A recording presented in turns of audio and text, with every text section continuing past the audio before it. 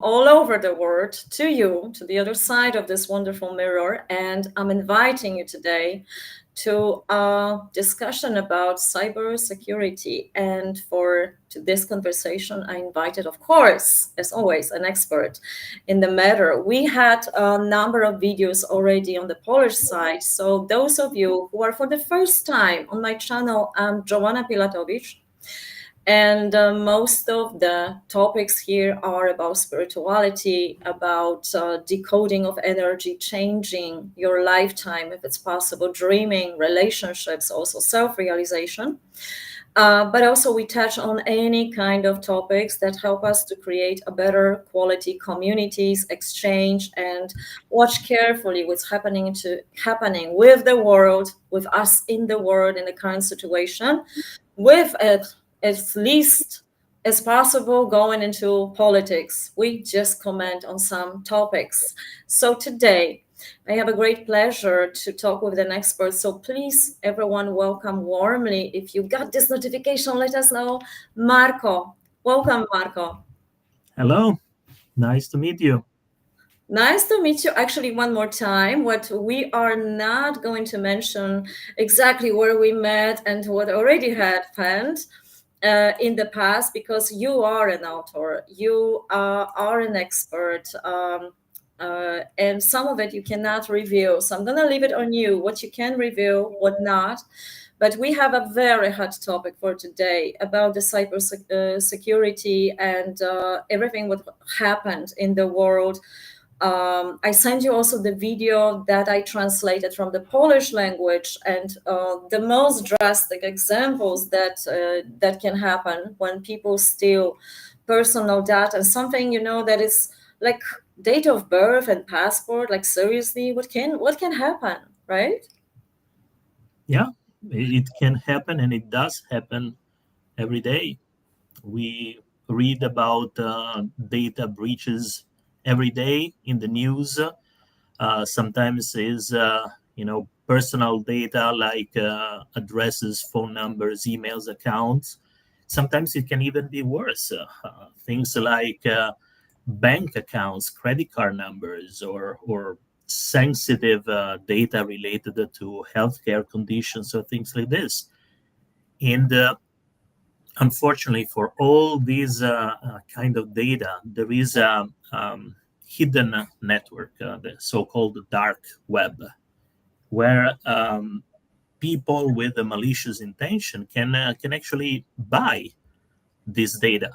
So imagine a sort of platform where you, as a criminal, can go and buy information, Mm-hmm. and then you can use this information to do harm. So, for example, you can buy information about credit card numbers that have been leaked, and then you can use this information to try to steal from these credit card numbers.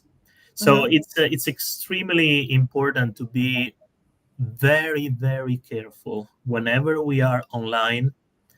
And this is a major problem, especially nowadays, because since 2016, the number of smartphones on the planet is larger than the people who live on this planet.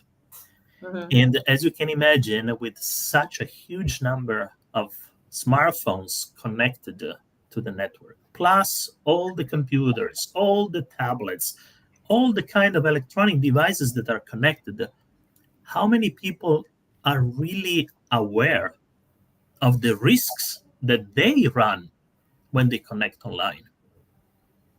Uh, there are for sure people who are savvy enough, who take measures to protect themselves, but the vast majority is not aware, doesn't think that it could be risky to use a public Wi-Fi, doesn't Mm-hmm. think that it could be a danger to charge their smartphone at an airport. Exactly. Tell us, please, what exactly can happen, because we do charge our phones at the airport stations, anywhere we go for a trip, and also Wi-Fi at the airport. So what can happen? So two different things. I'm taking now a charger just to show you. This is a charger with a plug. Mm-hmm. So if you are in the need to charge your smartphone or your tablet or your computer, whatever it is, when you are on a travel, all of us run into these issues, these needs.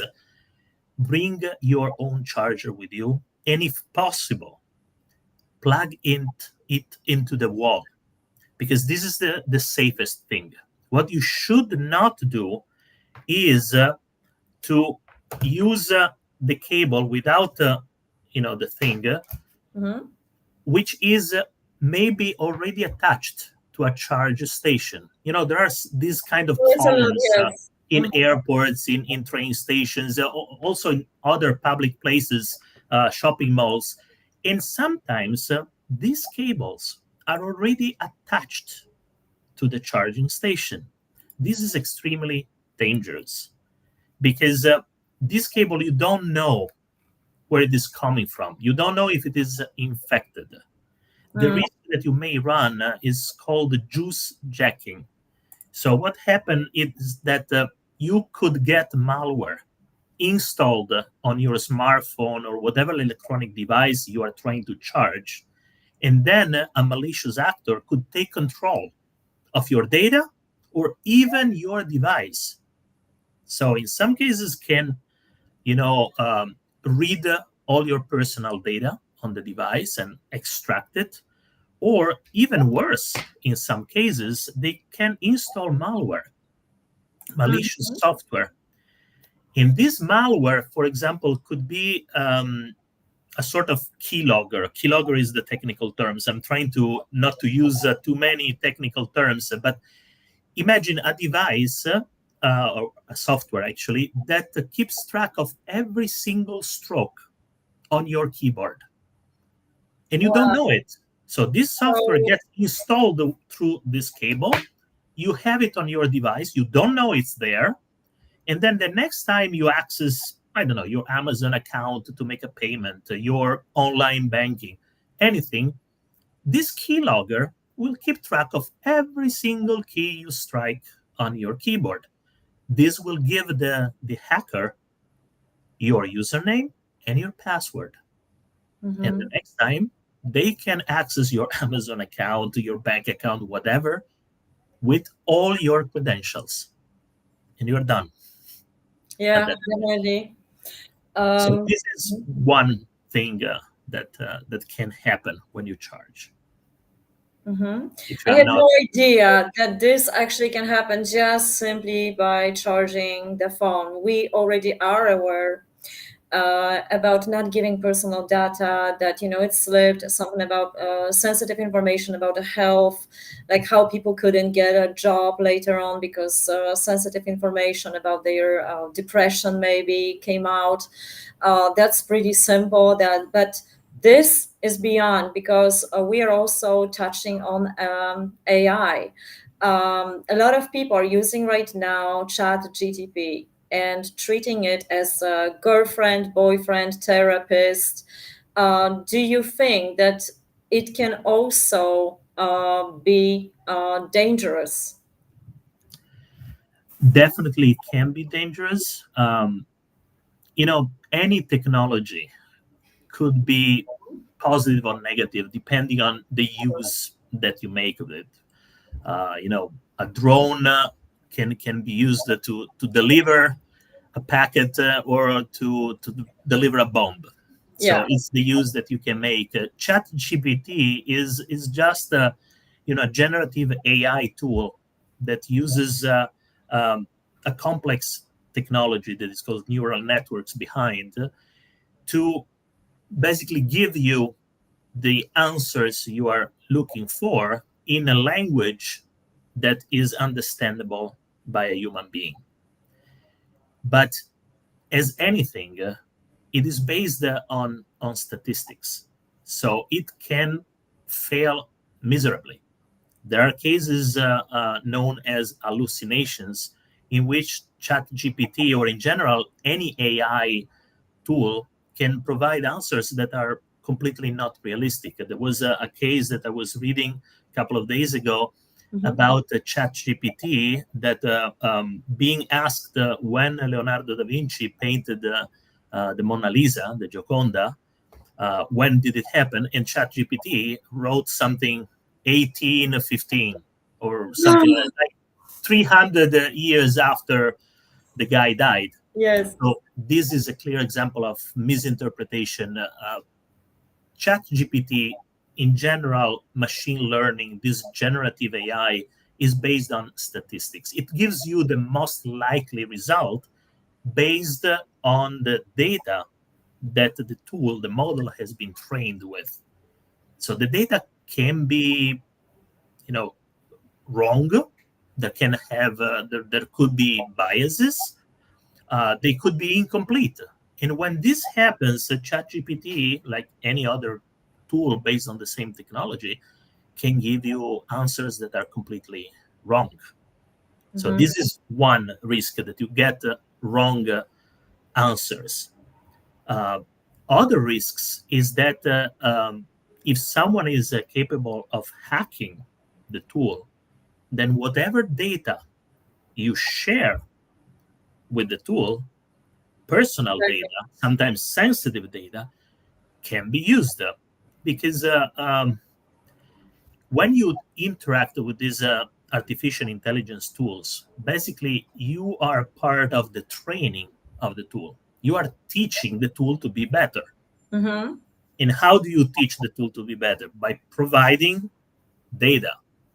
So if you provide sensitive data, you're not 100% sure where this data will go and how securely protected this data will be by the company. So there is always the danger that whatever you share with ChatGPT or any of these digital assistants that can be used by someone with malicious intents. There are cases, well-known cases of criminals who breached into apartments thanks to Alexa, How that is possible? because Alexa learn information about you, and there are systems called voice cloning that can copy your voice. This happens Okay. with some scams that make you phone calls. So you answer the phone and maybe you say hello or something like this. Even worse if you start a conversation, because the more you talk, the more the algorithm learns about your tone, the most common words you use, your accent, whatever it is, and then they are able to clone your voice.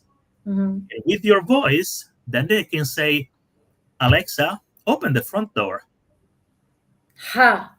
or open the window, or whatever it is. Now, Alexa is only just one example. I don't want to pick on Alexa. Any tool, if misused, can be fooled. And clearly, Alexa is trained to respond to your voice commands. So if someone is capable of giving commands that are malicious commands, imitating your voice perfectly, you cannot really blame the tool Yeah, exactly. because the tool is doing what the tool is designed to do. So again, the most dangerous person on the planet is the human being.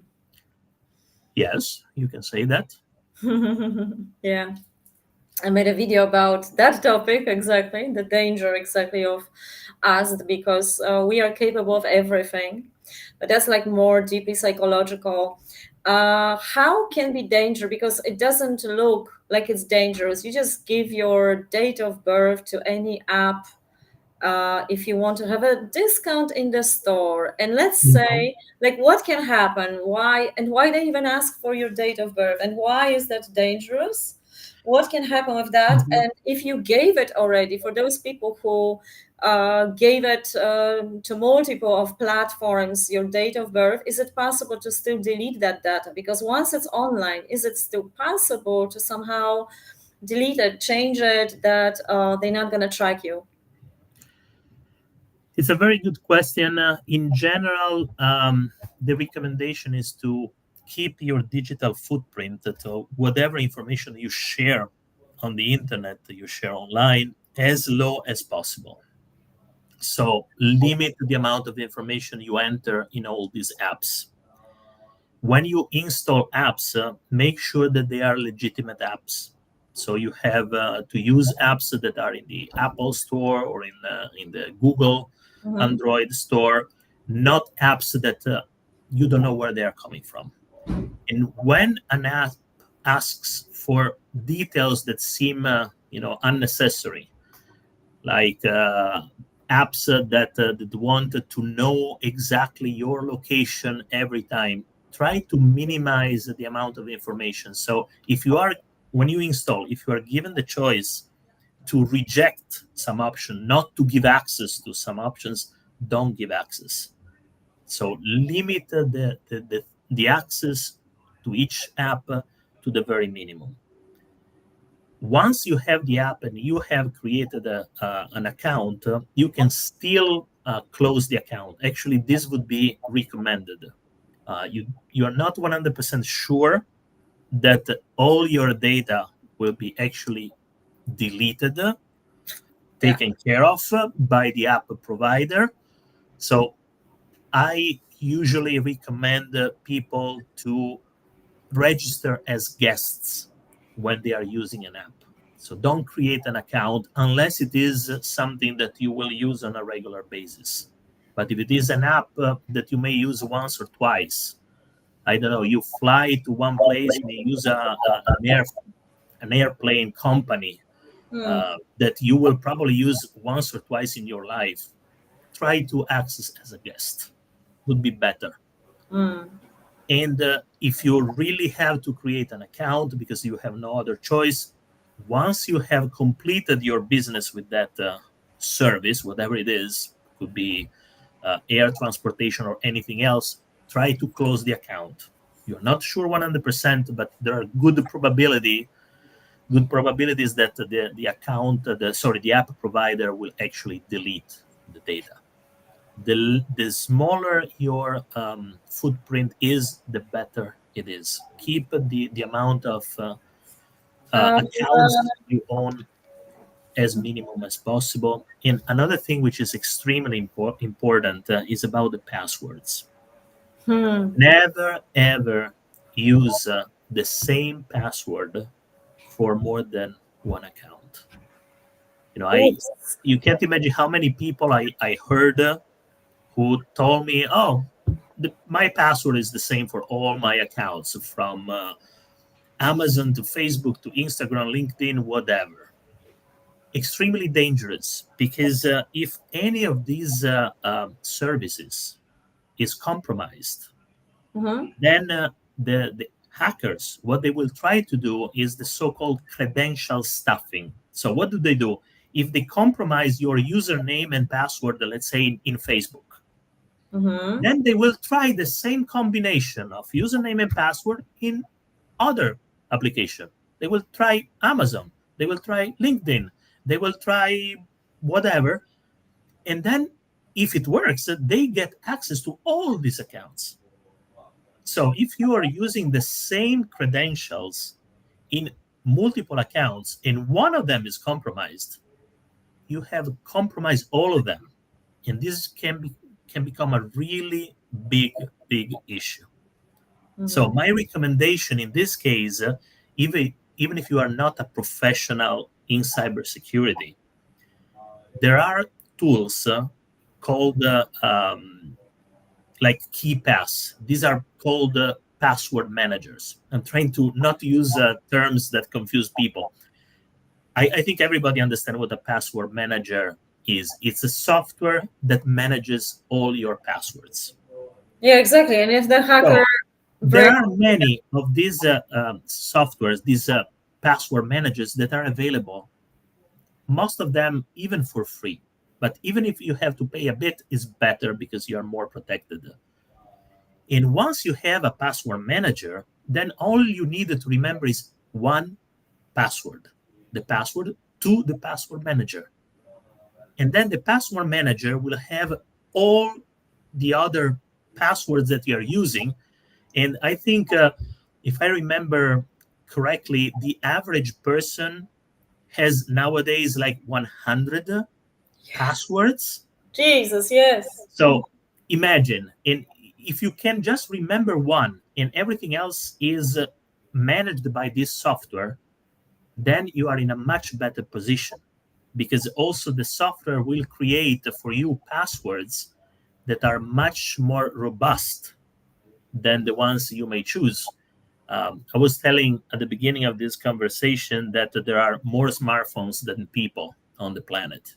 Mm-hmm. Well, a lot of them are really not cybersecurity savvy, because guess what the most common passwords in use are today? Password, so Ah, really? PASSWORD, Wow. and 1, 2, 3, 4, 5, 6. Wow. What kind of protection do you expect if that's the case? So again, my recommendation: select passwords that are robust, not this easy to guess. Use a different password, a unique password for every account you have online, for every app, every email account, every anything, You know what? Sorry and to use a password. interrupt you, but this is like a lot of work. And if every one of us has over or around 100 accounts, then you just spend your life basically in internet because it's so much, because it's also using those accounts. These accounts are something that people don't get rid of because probably they are needing them, the banking, Maybe. Mm. so that sounds like so ridiculous that we have to go through all of that in order to protect ourselves. I mean, the tips are great because, of course, people just get lazy or are also tired if they use, password means password, right? Correct. But you said something that made me think a lot. When you said that we have 100 accounts and people have them because they need them. Maybe, Maybe. because a lot of accounts were needed sometime at some point in your life, but maybe later were not needed anymore. So if you decide to have a password manager, this is the moment when you will decide, or you will be kind of forced to review all your accounts and say, well, probably this one I don't need, Yeah. so I can get rid of that one. And then you focus only on those, I don't know, 20 accounts that you really use on a regular basis, and you protect them as much as possible.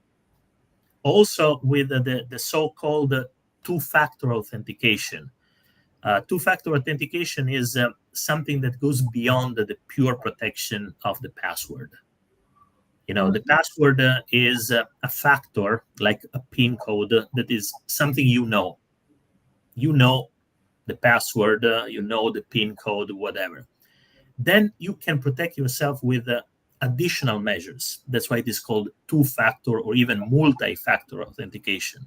So something you know is one factor, the password, but something you have is a second factor. For example, um, a call that you may receive when you access your account on Facebook, or when you access your online account. Could be a code, or could be an SMS, or could be another code that you receive where on your smartphone. So Jesus, yeah, not only yeah. This is like so ridiculous because personally, I have that all the time to access my Facebook account. I always receive a code. I understand this is necessary with banking, with anything like that, but it's so annoying. I can tell. it can be annoying, but it Uh, can protect you a lot, because the password can be hacked. But if a hacker knows your password, and your Facebook, as you mentioned, has this two-factor authentication, and when you access Facebook, also you receive a call, well, it's unlikely that the hacker also has your smartphone or can yeah, spoof your number. So Mm-hmm. it's an additional level of protection. Facebook allows that. If you want, you can implement two-factor authentication. Same with Mm-hmm. Instagram and other of Yeah. these social media. It's up to you how what you share on these platforms, because That's the more you share, another the more you want to thing. protect. Exactly, because on the Facebook, people, of course, people are sharing their babies' pictures, like very personal data.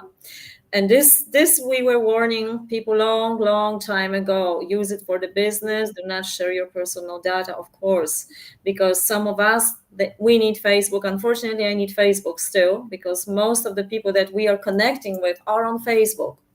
But if not for that, if not for the people that we are connecting, I wouldn't have Facebook myself. So the Instagram and TikTok, but that's our work. Most of us are working online these days. So it's absolutely necessary to have it. But I'm also talking, I got a few questions from people also. Those not on not currently, but from people who already I was sending emails to my friends, and you also received. That's why we're having this conversation, because you responded to me, and I had no idea that we have a expert, that I had actually expert in my contacts.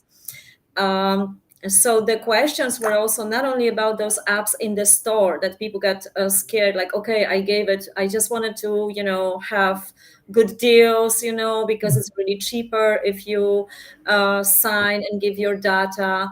But also they are asking many people using dating apps, actually not dating sites anymore.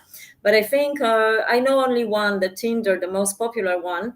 Mhm. But there are plenty of them in those apps, and of course you give your date of birth and like personal data, and then you get into conversations. So what I gathered from sometimes my clients, sometimes people who are calling me for the coaching, for the tarot session, that they are completely disappointed with those apps. It's better to just go outside, meet people live, than on those apps. Not mentioning, mostly it's a spam. It's to get money from someone, and leading the conversation long enough so this person gets sort of attached, and then asking for a favor.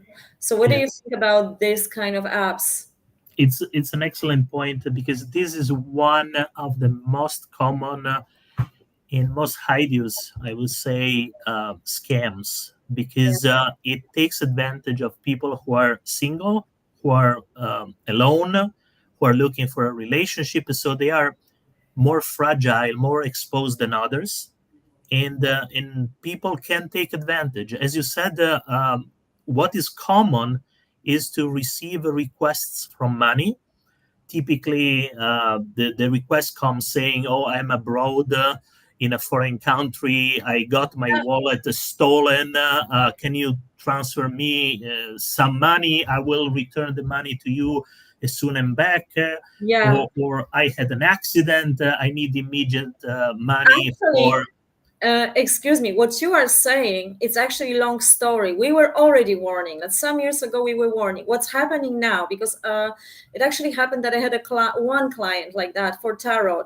And she was first, she was coming, just please read me cards about relationship. And I was reading, but it was such a weirdness when I was reading. So what it came out, she never met this person. She fell in love in the image of this person who was living uh, in another country, promising to come but never came. yeah, this is common. The amount of scams. In dating scams, this is the term in cybersecurity, dating scams is in the range of billions of dollars extorted every year to people who are giving their heart to Yeah. help other people that they think are real. And as you said, in many cases the pictures you see are not from the person who is writing you. The pictures are often taken from Someone else. the web, from someone else, or sometimes even generated artificially with AI. Again, a Yeah. misuse of artificial intelligence. Now, here I have to add something. There's also many programs like coaching sessions, even on Instagram. I also have to have an account of Instagram. And sometimes on Instagram, there are those ads popping up. Some of it is about health because there are major things. It's always about health, uh, creating like, okay, this one product, watch the video, and then you don't know who's behind that. The another one is about um, using even celebrities who got painted. That was very known. Like people were sending me a lot of those, and I saw it myself. Promising you that the lady will paint your future wife, future husband, Mm. and register, give the personal data, and it's very cheap and blah blah, right? So these kind of things, or programs like a coaching session, become a coach, become someone. So there is a program and buy it only for this. You don't know where is it coming from. There is a website, and what I checked is interesting because those websites are really nicely done, but if I click on the name and surname of the person who's recommending the program, this person died long time ago or is not existing, right? Yeah, it happens. A lot of reviews for sites are also created in a fake way by people who manage multiple accounts or bots that create these things. But you can never trust what is on the internet, and the risk with this online dating is that anything you share online, you don't know how it will be used. One consequence of these dating apps is not only the dating scams when they ask you for money, but it's also what is called financial sextortion. So, Yeah. in a lot of cases, it asks usually young men, but it can be also for women, naked pictures. And then, once you have shared the naked pictures with the hacker, and you think is your potential love of your life, the Yeah. hacker will come back to you and say, now you have to give me so much money, usually in Because I'm gonna post cryptocurrency. it. Otherwise, this will go on all your social media, Facebook, Instagram, LinkedIn, and all your contacts on Mhm. this social media. So, Well, there is a deep fake so well done these days that actually you can take from the social media face of everyone, yeah, create a porno film even, and post it, yeah, right? So I you think, basically don't even need those pictures. yeah, this is possibly another level. Yeah, amazing. So, again, my advice is I think it's pretty obvious: do not share anything At this point, online which you could regret at a later stage. yeah, No pictures, no video. Actually, uh, be careful when you have a camera on you, when you're sharing pictures or anything else. Check what you are sharing, yeah, that's one because thing. once it's out, it's out. I think the worst is for people that are public. Like when we have a content for us for doing something like a videos, like a content workshops, lectures, which I'm doing. That's the worst because basically on the face they can create from the face anything. And for example, if I post picture of an item or full moon on Facebook, the Facebook makes it invisible.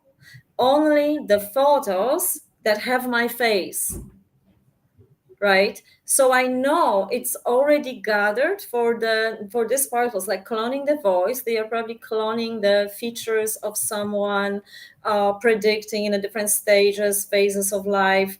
And I think this is used, but because of my work, because of what I'm doing, I know that this post will not be visible. Is there any way for people who have to work, have to post the content in order to be visible with their lectures, with something that helps actually humanity to protect also their face, because at this moment I cannot do anything else, but I have to put my face out there. Well, in cases like you and your job, the advice is to limit the privacy settings of whatever you are sharing. So you can say if you post something on Facebook, you can select whether the post or whatever it is public, or it is only to be shared with your friends or with a specific subsection of your friends. This is an example with Facebook, but you can do it with basically any other tool. You can limit the privacy settings for any content that you put online.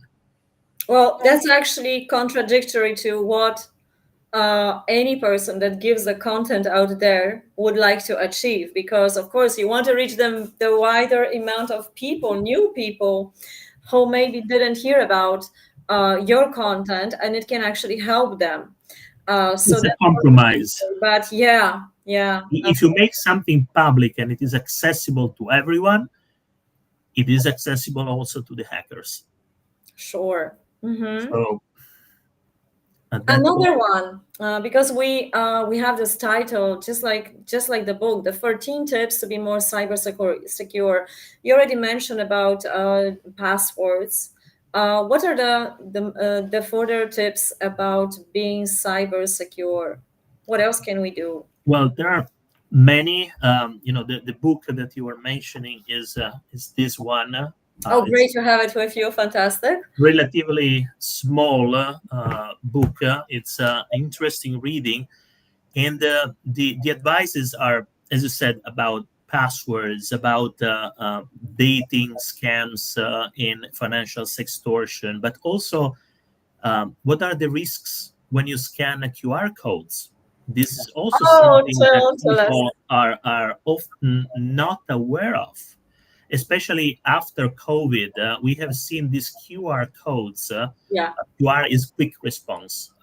These What squares. can happen? Because I have no idea what can happen. We scan everything, every Wi-Fi, every place we go to visit even friends for the Wi-Fi. We scan. What can happen? So it can happen that again they can take control of the electronic device that you're using, usually the phone, with the Mm-hmm. smartphone that you use to Yeah. scan the device. And then once they have a control of your device, they can extract data Mm-hmm. from your device, or again install some malware like the keyloggers that I was mentioning before. So when you Yeah. access any of your accounts with the smartphone, they keep track of your username and password. And this is very common. Uh, for example, what can happen, what hackers do usually is create stickers with malicious QR codes that take you to malicious sites where they can download, install the malware or so. And they glue these stickers, for example, Mm-hmm. on top of a restaurant menu, on top of, for example, a QR code, a legitimate QR code that can be at the entrance of a parking lot.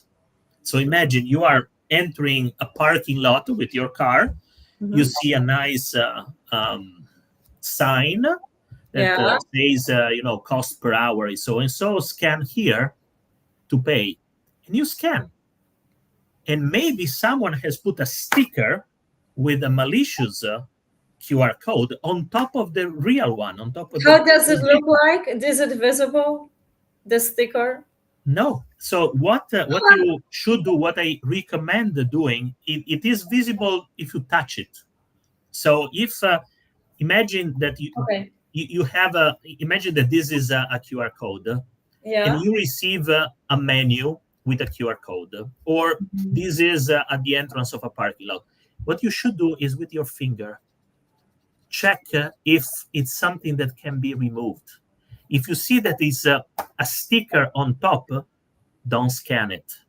If you see that the QR code is part, is one single piece with the menu, with the sign, with whatever, then most likely you're safe. Almost Okay. Because, surely. to join the groups, like on WhatsApp, you also have a QR code. Well, if it is WhatsApp, the app, you should probably trust it. If Okay. it is a code that you receive from a group Yeah. created by someone else, Mm-hmm. then you better verify with this someone else if this code was generated by them. Yeah. It's something like the group carries with them, like stick it somewhere in the places. Mhm. You can just scan it. The artists do that all the time. So that should be In safe. general, Mhm. scan as little as possible. And you may find stickers with QR codes even on the street, on a lamp post, or on traffic signs or whatever. Never ever scan those because you don't know where they're coming from. Mm-hmm. So be careful. In a restaurant, what I do, if I can, I ask for a printed menu. Maybe I'm naive and Oh, old fashioned, but I prefer, if there is a choice, I ask for the paper menu.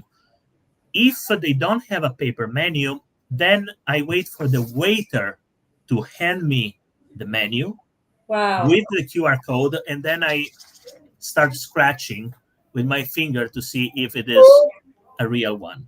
Fantastic. I That's a good tip. I didn't know about that.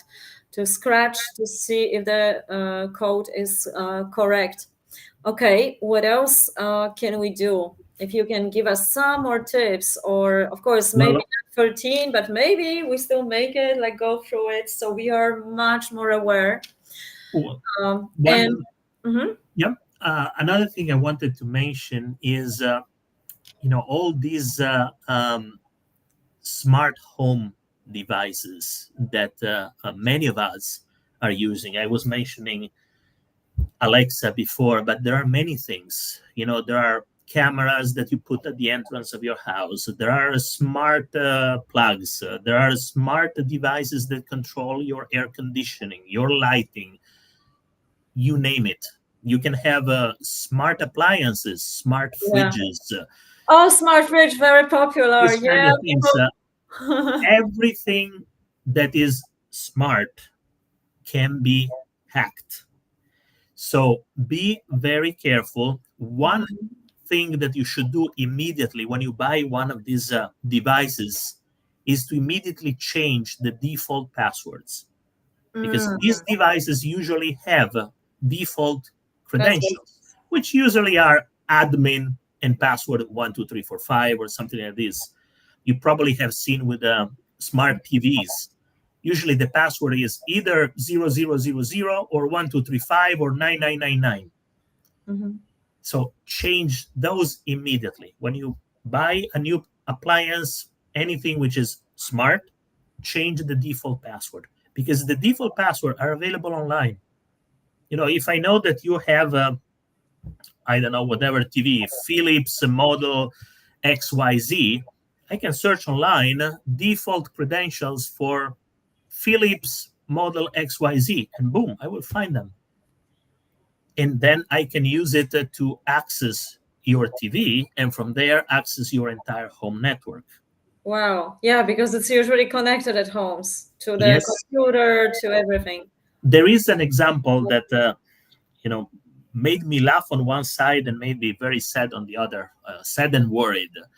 There was a casino in the US. I don't remember if it was in Las Vegas or somewhere else. Okay. Well, this casino was hacked Wow. by malicious actors, and the criminals managed to steal money, a significant amount of money. How did they hack Yes. the casino? Uh-huh. Through a sensor that was controlling the temperature of a fish tank in the main lobby. So in the main Oh, lobby, they had this fish tank, this aquarium, and there was one of these Internet of Things IoT devices that was controlling the temperature, a smart device. This smart device most likely either had a password that was very easy to guess, or even worse, had the default password. They were able to crack the sensor. From the sensor, they moved laterally and they took control of the casino system and they started stealing money. Whoa. So, with a fish tank sensor, they were able to access a casino network. Sounds almost impossible. What about paying with your phone? A lot of people just paying with your phone. They are constantly, they don't even put a password. They just take out the phone and scan it. I don't even know how they do it, but it's so quick that they have to be instantly logged in, right? Yeah, I would say put always a password uh, and possibly two-factor authentication whenever you use payments. Um, Other thing that you can do is limit the amounts. So if anything goes wrong and for whatever reason your phone is compromised, your bank account is accessed, you can put a limit. Don't know, 1,000 euro per day. So you Oh, know that worst case you can lose. Well, sometimes you travel, you may need 1,000 euros to pay an okay, airplane or okay. something. You can put it lower, uh, Sure, of course. 250, 500. At least you know that this is the maximum that you can lose. Lose, Then yeah, you can block immediately. Also, this is not a cybersecurity directly advice, but have with you all the time the numbers to block a credit card. If anything happens, you don't want to start to searching or try to call your bank and say, "Oh, I have to block my card. I have no idea." Have with you always the number to call in case your credit card is compromised or your phone is compromised, so that you can immediately inform your bank institution or financial institutions block. yeah. Mm-hmm. That sounds like because I myself, my phone got stolen 2 times in Barcelona, and I can tell that there was a lot of problems, and you had to access it from a different device in order to wipe out, and block the whole phone. And I needed actually help of someone professional who could help me with that because I had no idea what to do. And these days, we also have to use the phone in order to make a payments. You cannot use online banking anymore like previous times. It is always connected to the phone. So you need always connection to your phone number. So that's a tricky one. They plan to actually completely go to delete our currency to pay with the cash. What do you think about that? Are we able to stop this so we can still pay cash instead of only, by banking?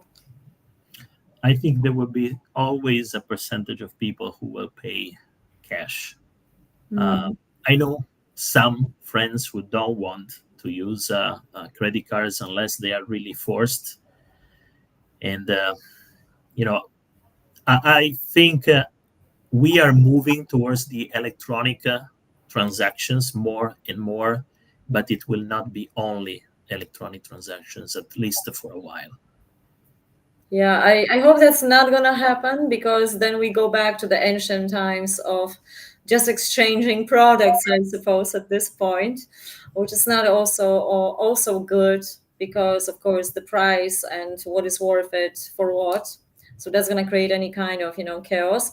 But I also don't like credit cards. And this can be a lot of trouble because sometimes there are already stores that you cannot pay cash. Can you force them to pay cash?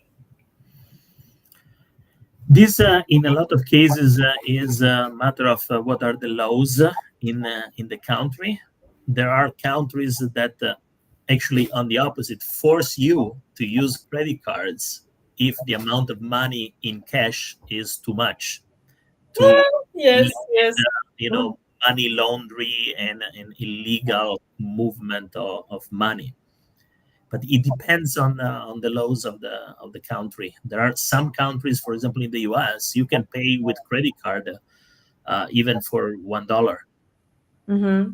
I've seen people paying $1.50 with a credit card, and I was like, oh, okay, you don't have Yeah, $2. absolutely. I see that all the time in Barcelona. Yes, absolutely. Yeah, just In other countries, in Germany, in most places, restaurants and so on, uh, most restaurants, I would say, if you pay less than 15-20 euro, they don't accept the credit card. You have to pay cash.